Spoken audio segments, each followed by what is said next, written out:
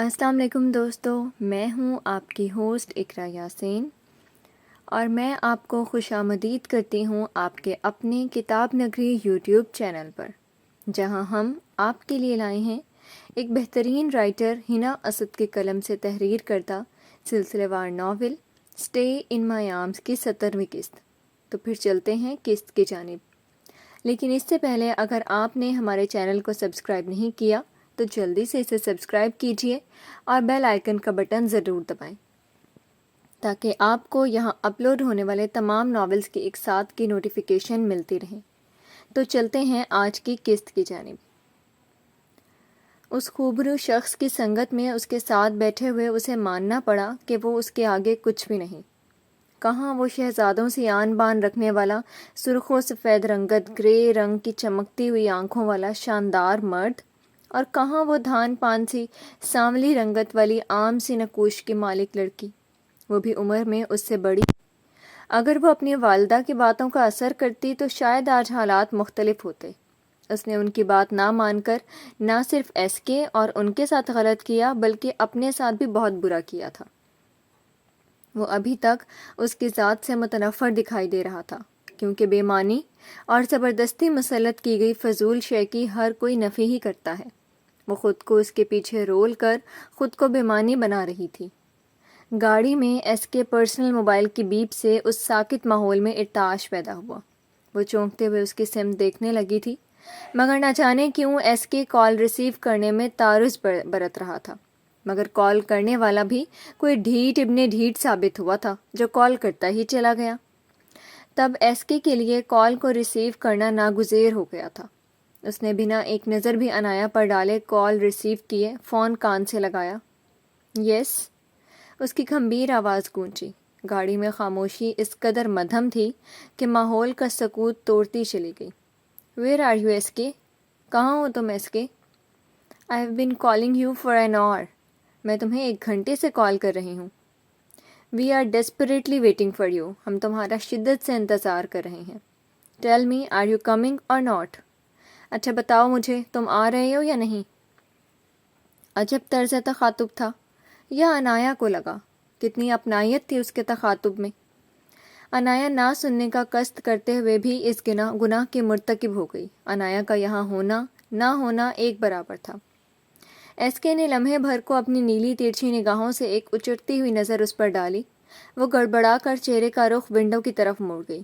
تبھی اس کی بھاری آواز نے اسے اپنے حصار میں باندھا۔ اوکے، آئی ایم کمنگ، کہتے ہوئے اس نے فون بند کیا اور پھر اسے ڈیش بورڈ پہ اچھال دیا۔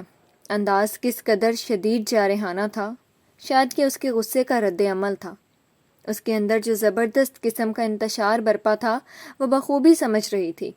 وہ ریش ڈرائیونگ کر رہا تھا۔ انایا اسے دیکھنے لگی، مگر اس نے ایک بار بھی اس کی طرف نہیں دیکھا۔ وہ الجھن کا شکار ہوئے ایک بازو ونڈو پر ٹکائے، دوسرے ہاتھ سے اسٹیئرنگ سنبھالے گاڑی کا رخ یکدم بدل گیا تھا اور اسے کسی مخصوص سمت میں موڑ لیا۔ گاڑی کا ماحول گھمبیرتا لیے ہوئے تھا، انتہائی تیز رفتاری سے گاڑی بھگاتے جیسے وہ اپنا غصہ نکال رہا تھا۔ انایا میں کچھ بھی کہنے کی سکت نہیں تھی، اس کا ذہن تو مفلوج ہو کر رہ گیا تھا۔ چونکی تو وہ تب جب گاڑی ایک جھٹکے سے کسی ہوٹل کے سامنے جا کر رکی تھی۔ اپنی طرف کا دروازہ کھولتے ہوئے اس کی طرف دیکھنے لگا، جیسے وہ کوئی شے کو بھولے بنا ہی جانے والا تھا اور یاد آنے پر اسے دیکھنے لگا تھا۔ باہر آؤ، کس قدر اجنبیت سے بولا۔ تب انایا بہت ہولے سے حرکت کی اور اپنی طرف کا دروازہ کھول کر باہر نکل آئی۔ ماربل کے چکنے فرش پر وہ مضبوط قدم اٹھاتے ہوئے اندر کی طرف بڑھنے لگا۔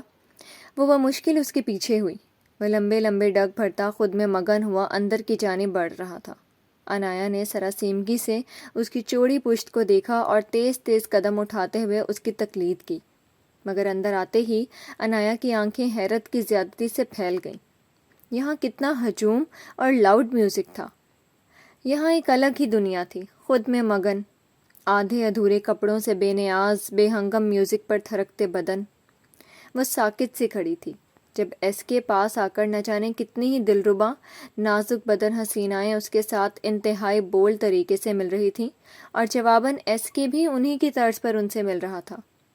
وہ پاکستان سے یہاں ایک ساتھ آئے تھے، گھر سے اس مقام تک بھی ایک ساتھ آئے، مگر یہ کیسا مقام تھا جہاں آ کر ان کی راہیں جدا ہو گئی تھیں، یا ان کی راہیں کبھی ملی ہی نہیں تھیں؟ کیسا سفر تھا، کیسا ہم سفر تھا، کچھ خبر نہ تھی۔ وہ اس وقت ایک نازک اندام حسینہ کے ساتھ اس کی کمر میں ہاتھ ڈال کر اس کے بہت قریب کھڑا تھا۔ کیسی سرشاری تھی اس مغربی لڑکی کے چہرے پر، جیسے وہ خود کو اس کی سنگت میں دنیا کی خوش قسمت ترین لڑکی تصور کر رہی تھی۔ وہ واقعی خوش قسمت ہی تو تھی جسے پانے کے لیے عنایا نے اپنا سب کچھ وار دیا تھا۔ آج وہ کسی اور کو کتنی آسانی سے میسر ہو گیا تھا۔ جانے کیسے اس لمحے اس کے دل میں ایک طوفان سا مچا۔ وہ یکدم کرب سے آنکھیں میچ کر چہرے کا رخ پھیر گئی۔ آنکھوں میں جیسے کانچ سے چبھنے لگے۔ چبھتے ہیں مسلسل مجھے کانچ کے ٹکڑے، خوابوں کو میری آنکھ میں توڑا ہے کسی نے۔ وہ کس قدر دلیری اور بے باکی سے اس کے سامنے کسی اور کی باہوں کا ہار بنا، اس کے حصے کے لمحات کو، اپنے قربت کو کسی اور پر نچھاور کر رہا تھا۔ آنکھوں میں دکھوں کے آباد سمندر ٹھاٹھے مارنے لگے۔ وہ تمام نمی پلکوں کو جھپک کر اپنے اندر ہی مدغم کرنے کی کوشش کرنے لگی، لیکن جو آنسوؤں کا سمندر تھا سارے بند توڑے باہر نکلنے کو بےتاب تھا۔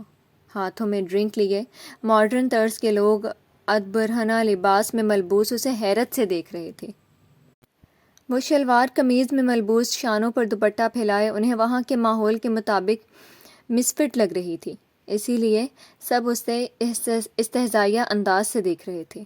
ان کی نظروں کو خود پر مرکوز دیکھے عنایا نے بلا اختیار ہی ہاتھ بڑھا کر اپنے شانوں سے دوپٹہ درست کیا۔ اتنے لوگوں میں بھی اس کی نگاہ صرف ایس کے پر مرکوز تھی، جو اسے نہ چاہتے ہوئے بھی اپنے ساتھ لے آیا تھا۔ واقعی میں نے اس پر اپنا آپ مسلط کیا ہے۔ اس کا ماحول، رہن سہن سب بہت الگ ہے۔ وہ ایک ہاتھ میں ڈرنک پکڑے، دوسرے ہاتھ کو اس نازک اندام کی کمر میں ڈالے محو گفتگو مسرور سا تھا۔ نہ تو اسے وہاں لا کر وہ یاد رہی تھی اور نہ ہی وہ اسے یاد رکھنا چاہتا تھا۔ ایک زبردستی مسلط کر دی گئی ہستی تھی وہ اس پر۔ ایسا رویہ روا رکھنا تو واجب تھا اس پر۔ وہ دوپٹے کے پلو سے اپنی آنکھوں سے بہنے والے پانی کو پونچھنے لگی۔ جب تک وہ نہ چاہتا وہ کیسے اس گھٹن زدہ ماحول سے نکل کر اکیلی باہر جا سکتی تھی؟ اس متحرک ماحول میں جدید طرز کی ڈریسنگ میں ملبوس لڑکیوں میں وہ شلوار قمیض پہنے کھڑی مشرقی اور مغربی طرز کا کھلم کھلا تضاد لگ رہی تھی۔ ایس کے that's Asian beauty is with you, اس کے ایک انگریز دوست ولیم نے عنایا کو سر تپا ستائشی نظروں سے جانچتے ہوئے اس سے استفہامیہ انداز میں پوچھا۔ اپنے دوست کی بات سن کر ایس کے نے مڑ کر اسے ایک نظر دیکھا، مگر وہ نگاہ سرسری اور بہت اکتائی ہوئی تھی۔ Let's change our girlfriends for tonight. I like that Asian beauty most. وہ خباثت زدہ نظروں سے عنایا کو دیکھتے ہوئے ایس کے کو آنکھ ونک کیے بولا تو اس کی بات کا مطلب جان کر ایس کے کی پیشانی کی رگیں پھولنے لگیں۔ اس کا چہرہ غصے سے لال انگارہ ہو گیا۔ اس نے خون آشام نظروں سے اسے دیکھتے ہوئے بنا ایک لمحہ بھی ضائع کیے ولیم کی تیکھی ناک پر پانچ مارا۔ اسے امید نہیں تھی کہ ایس کے اس لڑکی کے لیے اپنے بچپن کے دوست پر ہاتھ اٹھا سکتا ہے۔ وہ پھٹی پھٹی نظروں سے اسے دیکھنے لگا اور ناک سے رستے ہوئے خون کو انگوٹھے سے صاف کیے ایس کے پر ابل پڑا۔ How did you say that? She is my wife. Damn it! تم نے یہ کہا بھی کیسے؟ وہ میری بیوی ہے. Damn it! ایس کے نے عالم اشتعال سے زوردار کک ماری اور غسیلی آواز میں دھاڑا۔ ولیم لہراتے ہوئے ڈانس فلور پر جا گرا تو ہجوم چھٹنے لگا۔ سب دیواروں کے ساتھ لگ کر کھڑے ہوئے سہمی ہوئی نظروں سے ایس کے کو دیکھ رہے تھے، جو مرنے مارنے کی کیفیت میں مبتلا کسی کے قابو میں نہیں آ رہا تھا۔ لاؤڈ میوزک بند ہو چکا تھا۔ ایس کے کچھ دوست اسے کھینچ کر پیچھے کی طرف لا رہے تھے۔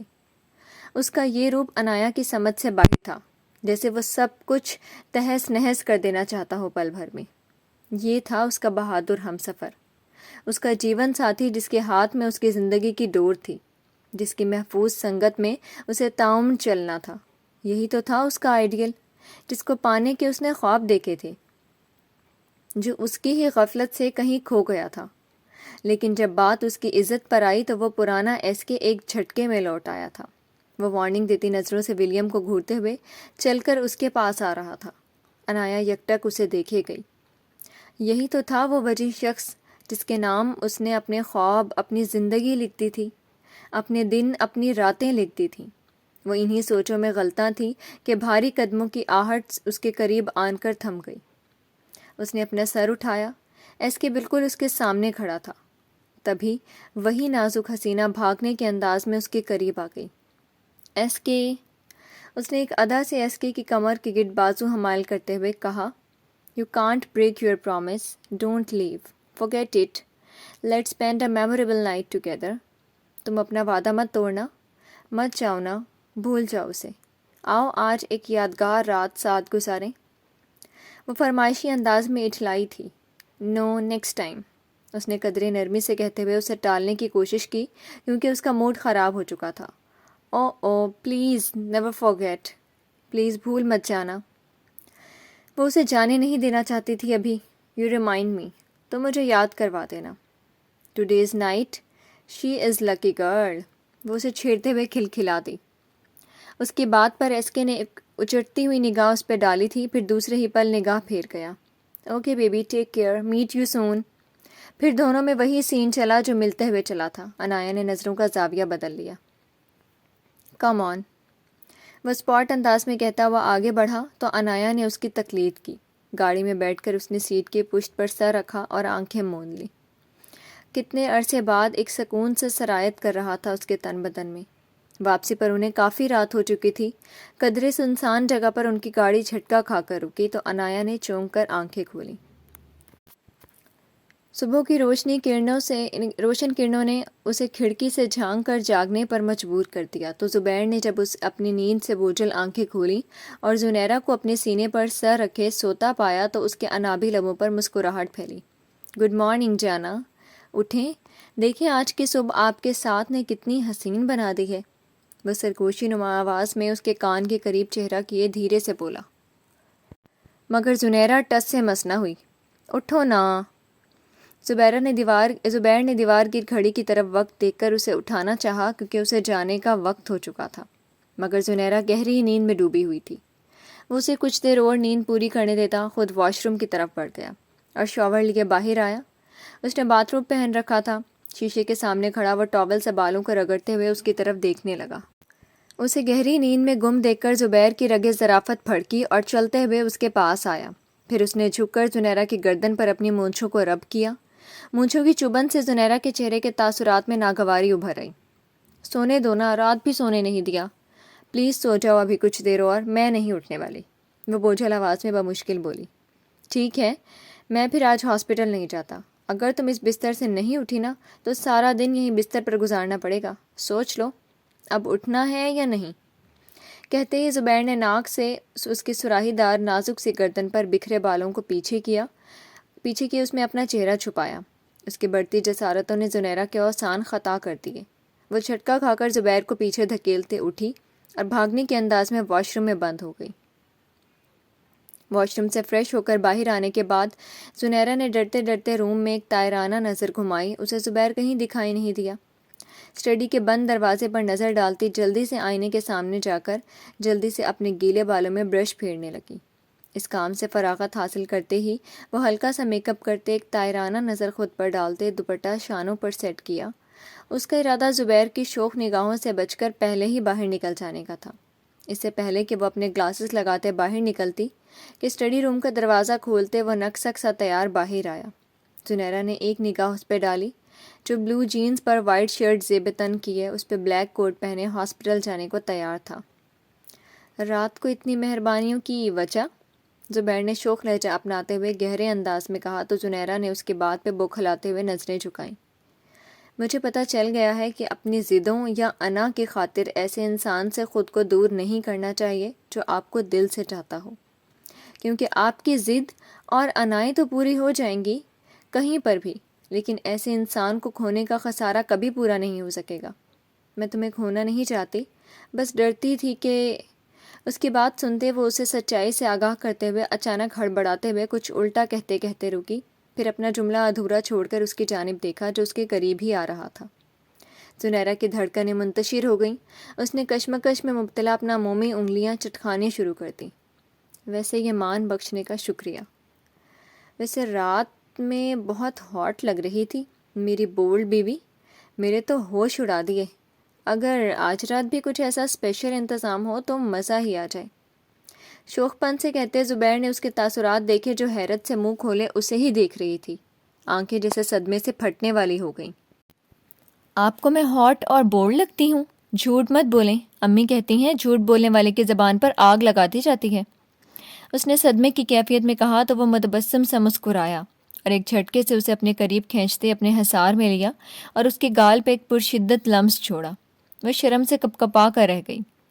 میں جھوٹ نہیں بولتا، بولڈ اور ہاٹ لک سے تو آگ آپ نے بھڑکائی تھی میرے ارمانوں کی۔ زبیر نے شرارت سے آنکھ ونک کیے اسے کہا اور اس کے کندھوں سے ڈھل کے دوپٹے کو درست کیا۔ رات میں مل کر اچھا سا ہانی مون پلان بناتے ہیں، ابھی ہاسپٹل کے لیے جلدی نکلنا ہے۔ مان وقت کا خیال کرتے وہ اس کا ہاتھ تھام کر دروازے کی جانب بڑھا کہ اچانک جانے کچھ یاد آنے پر رک کر اس کی جانب مڑا، جو اس کے رکنے پہ ناسمجھی سے اسے ہی دیکھ رہی تھی۔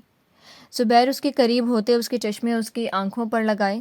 یہ تو رہ گئے تھے چشمش۔ وہ اس کی ناک کو لبوں سے چھوتے مسکراتے ہوئے پیچھے ہوا اور دوبارہ ہاتھ تھامتے نیچے کی جانب چل دیا، جبکہ زبیر کے ایسا کرنے پر وہ اپنا لہو رنگ چہرہ جھکا گئی۔ ایک دلکش مسکراہٹ نے اس کے چہرے پر احاطہ کر لیا تھا۔ وہ ہم قدم سیڑھی۔ آج سمیر اور بیلا دونوں ٹھیک ہو چکے تھے اور سب نے ایک ساتھ مل کر خوشگوار ماحول میں کھانا کھایا۔ ازمیر نے بیلا کو باتوں باتوں میں بتا دیا کہ وہ پریشان نہ ہو اور نہ ہی خود کو سمیر کی حالت کی وجہ سمجھے۔ یہ صرف ایک حادثہ تھا، اس میں سمیر کو بھی بنا سوچے سمجھے ہیوی بائک چلانے کا رسک نہیں اٹھانا چاہیے تھا۔ سب شام کی خبریں سننے کے بعد سونے کے لیے اپنے اپنے کمروں میں جا چکے تھے۔ اس کی آنکھوں میں نیند کوسوں دور تھی۔ جیسے ہی اس کی نظر کمرے میں لگی گھڑی کی طرف پڑی تو اس نے اٹھ کر اپنا نائٹ سوٹ بدلا اور بلو جینز پر بلیک ٹی شرٹ پر لیدر جیکٹ اور پاؤں میں اپنے سنیکرز پہن کر کمرے سے کچھ سوچتے ہوئے باہر نکلا۔ اس کے قدم اب بیلا کے کمرے کی طرف تھے۔ جیسے ہی وہ اس کے کمرے کے دروازے پر پہنچا، نوب گھما کر آہستگی سے دروازہ کھول کر اندر داخل ہوا۔ جیسے ہی اس کی نظر بستر پر پڑی وہ اپنی جگہ ساکت کھڑا رہ گیا۔ وہ بیڈ پر دراز نرم گرم بستر میں دبکی دنیا و مافیا سے بیگانہ نیند کے آغوش میں گم تھے۔ کمفرٹر سے دکھائی دیتا اس کا معصوم سا چہرہ، جس پر گھنی مژگانیں آرزوؤں پر سایہ فگن عجب سا دل دھڑکا دینے والا منظر پیش کر رہی تھی۔ اس نے شاید سونے سے پہلے شاور لیا تھا، جو اس کے ہلکے ہلکے نم بال بستر پر بکھرے ہوئے تھے۔ چند آوارہ لٹوں نے اس کے چاند چہرے کو چھپا رکھا تھا جیسے چاند کو بدلی نے۔ ازمیر خانزادہ آہستہ آہستہ دبے پاؤں چلتے ہوئے اس کے قریب آیا۔ اس کے بے چین دھڑکنوں کو قرار ملنے لگا۔ رگوں پہ میں سکون سے سرایت کر گیا۔ وہ اس کے قریب بیٹھ گیا اور اپنی پیاسی نظروں کو جی بھر کر سیراب کرنے لگا۔ چہرے پر بکھری آوارہ لٹوں کو اس کے کان کے پیچھے کیا۔ اس کے روئی کے مانند نرم گالوں کو اپنے لمس سے مہکانے کی خواہش نے سر اٹھایا۔ اس سے قبل کہ وہ اپنی خواہش پر عمل پیرا ہوتا، اس کے قرب سے اٹھتی مسحور کن مخصوص مہک بیلا کو اپنی سانسوں کے بہت قریب محسوس ہوئی، جو اسے کسمسانے پر مجبور کر گئی۔ ازمیر کا دل یکبارگی سے دھڑکنے لگا۔ ساحرہ، اس نے حد درجہ شیریں لہجے سے پکارا تھا۔ بیلا نے یکلخت آنکھیں کھول کر اسے حیرت زدہ نظروں سے دیکھا۔ اس نے فوراً اٹھ کر بستر کے قریب پڑا دوپٹہ اپنے گلے میں ڈالا۔ آئیں میرے ساتھ۔ ازمیر نے اپنا ہاتھ بیلا کی طرف بڑھایا۔ بیلا میں کچھ پوچھنے کی ہمت نہ تھی کہ وہ رات کے اس پہر اسے کہاں لے جا رہا ہے۔ اس نے ہمت کیے اپنا نازک سا ہاتھ اس کے ہاتھ پہ دھر دیا اور کمفرٹر دوسرے ہاتھ سے پیچھے کیے اس کے ساتھ کمرے سے باہر نکل آئی۔ گھر کی لائٹس آف تھیں، چاروں طرف بالکل اندھیرا تھا، سب سوئے ہوئے تھے سوائے ان دونوں کے۔ ازمیر اسے اپنے ساتھ لیے گیراج کے پاس آیا اور وہاں سے اپنی ہیوی بائک نکال کر بنا سٹارٹ کیے اسے باہر نکل گیا۔ بیلا بھی بنا کچھ کہے اس کے پیچھے چل رہی تھی۔ گیٹ سے باہر دیکھا تو گارڈ اپنی عادت کے مطابق باہر چیئر پر بیٹھا اونگ رہا تھا۔ ازمیر نے ہیلمٹ پہن کر بیلا کو پیچھے بیٹھنے کا اشارہ کیا۔ بیلا کے تو اوسان خطا ہونے لگے ازمیر کے ساتھ بائک پر بیٹھنے سے۔ وہ انگلیاں چٹکھاتے ہوئے آ کر اس کے ساتھ پیچھے بیٹھ گئی۔ جیسے ہی وہ بیٹھی، ازمیر نے بائک آگے بڑھا دی۔ بیلا نے اس کے شانے پر ہلکا سا ہاتھ رکھا تھا، لیکن جیسے ہی ازمیر نے بائک کو ریس دے کر سپیڈ بڑھائی، بیلا کی دھڑکنیں منتشر ہو گئیں۔ اس نے ازمیر کی کمر کے گرد اپنے دونوں بازو ڈال کر اسے پیچھے سے زور سے پکڑ لیا۔ ازمیر خانزادہ کے لبوں پر مسکراہٹ پھیلی۔ اس نے جان بوجھ کر سپیڈ اور بڑھائی۔ بیلا کی تو جان ہوا ہونے لگی۔ اس نے آنکھیں میچ کر چہرہ اس کے پشت میں چھپانا چاہا۔ اس کی ازمیر کے گرد اپنے بازوؤں کی گرفت اور مضبوط ہو گئی۔ ازمائر کو اس کے گداز نرم گرم بدن کا لمس بہت بھلا محسوس ہو رہا تھا۔ وہ تو کسی اور ہی دنیا میں پہنچ چکا تھا۔ بائک تیز ہوا میں فراٹے بھرنے لگی۔ ایسے نہیں، آپ آگے آئیں۔ ازمائر نے ایک جھٹکے سے بائک روک کر بیلا سے کہا۔ نہیں، آپ مجھ سے سمیر کا بدلہ لے رہے ہیں۔ بیلا کو اس کی اتنی سپیڈ میں بائک چلانے پر یہی خیال آیا کہ وہ جان بوجھ کر اسے ڈرا رہا ہے۔ میری طرف دیکھ کر بتائیے، آپ کو سچ میں لگتا ہے کہ میں آپ سے کوئی بدلہ لے رہا ہوں؟ اس نے ہیلمٹ اتار کر بیلا سے پوچھا، جو بائک سے اتر کر اس کی طرف شکوہ کناہ نگاہوں سے دیکھ رہی تھی۔ بیلا نے جب اس کی بھوری کان سی آنکھوں میں جذبات کا سمندر دیکھا تو اس کی زبان پر کف لگ گئے۔ ازمائر نے اس کے گلے میں سے دوپٹہ نکالا تو بیلا کی آنکھوں کی پتلیاں حیرت سے پھیلیں۔ اسے سمجھ نہیں آ رہا تھا کہ وہ کیا کرنے والا ہے۔ ازمائر نے اس کے دوپٹے کے پلو کے ایک طرف سے اس کے سنہری بالوں کو باندھ کر باقی دوپٹہ شانے پر ڈال دیا تاکہ اس کے کھلے بال اڑ کر اس کی آنکھوں کے سامنے نہ آئیں، اور بیلا کو اپنی طرح بائک پر آگے بٹھا لیا۔ بیلا اس وقت عجیب و غریب کیفیت میں مبتلا تھی۔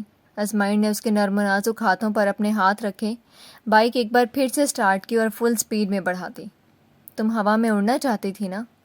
تو آج جی کھول کر اڑے، وہ پرجوش آواز میں بولا اور بیلا کے پاؤں پر اپنے پاؤں رکھے اسے ان پر کھڑا کیا۔